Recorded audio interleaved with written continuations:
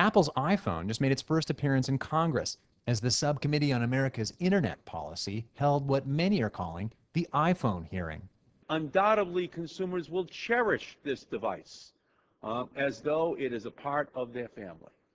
But at the same time, the advent of the iPhone raises questions about the fact that a consumer can't use this phone with other wireless carriers, and that consumers in some areas of the country where AT&T doesn't provide service, that they can't use it actually in some neighborhoods at all. That's because the iPhone only works if you're an AT&T subscriber. If your mobile phone service is with any other provider, you'll have to break your contract with them, costing you a couple $100 in termination fees.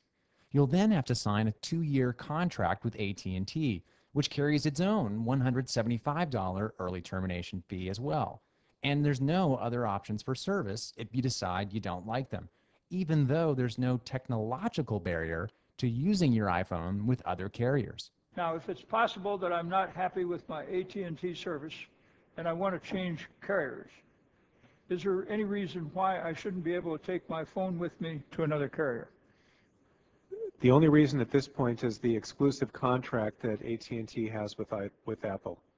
That's the only reason? That I'm aware of, yes, Mr. Chairman. There's no technical reason? There would not be a technical reason why it could not work. Witness Tim Wu argued this kind of restriction would never be tolerated in other markets. When people buy a television, they think, this is my television, I own it. If I want to move to broadcast, fine. If I want to move to cable, fine. Satellite, fine. This is my property. I do with it what I want. Telephones are nothing like that. They're locked to carriers. They're disabled from switching. It is a situation which is unacceptable and will become increasingly unacceptable when we see companies like Apple trying to enter this market but being forced to be hamstrung and disable their devices from the full kind of compatibility that they should have.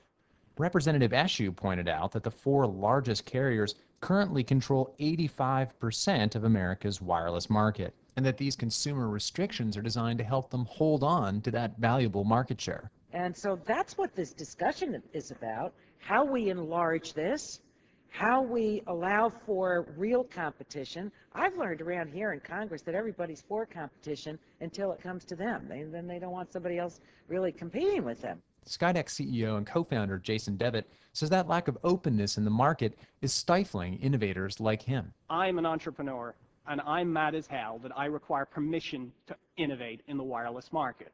And I'm put on a suit today for the first time in 18 months and flew here from Silicon Valley to tell you that we have a regulatory system that doesn't work, and the only way that you are going to be able to fix it is to implement some form of open access.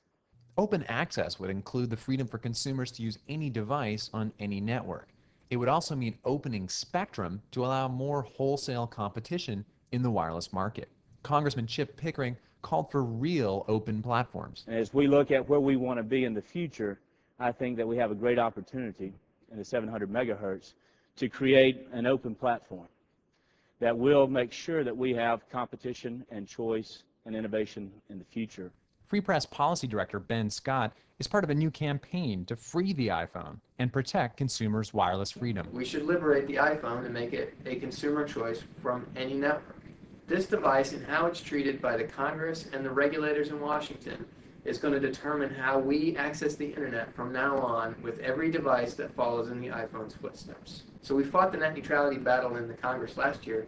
Now we're going to fight it at the FCC and in the Congress this year on wireless issues. Sign the petition at freetheiphone.org to tell Congress and the FCC that you want the freedom to use the iPhone and other devices on any network, and more competition and choice for U.S. consumers, and open access to the content and services we want without gatekeepers.